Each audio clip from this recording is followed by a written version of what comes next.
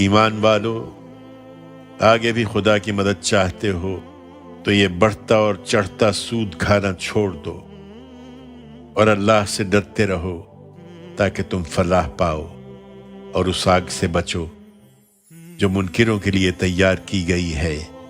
اور اللہ اور اس کے رسول کے فرما بردار رہو تاکہ تم پر رحم کیا جائے، اور اپنے پروردگار کی مغفرت اور اس جنت کی طرف بڑھ جانے کے لیے دوڑو جس کی وسعت زمین اور آسمانوں جیسی ہے۔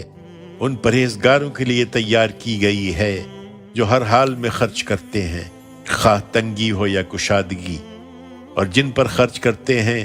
ان کی طرف سے زیادتی بھی ہو تو غصے کو دبا لیتے اور لوگوں کو معاف کر دیتے ہیں۔ یہی خوبی سے عمل کرنے والے ہیں، اور اللہ ان لوگوں کو دوست رکھتا ہے جو خوبی سے عمل کرنے والے ہوں۔ اور جن کا معاملہ یہ ہے کہ جب کوئی بدکاری ان سے ہو جاتی ہے یا اپنے حق میں کوئی برا کر بیٹھتے ہیں تو انہیں اللہ یاد آ جاتا ہے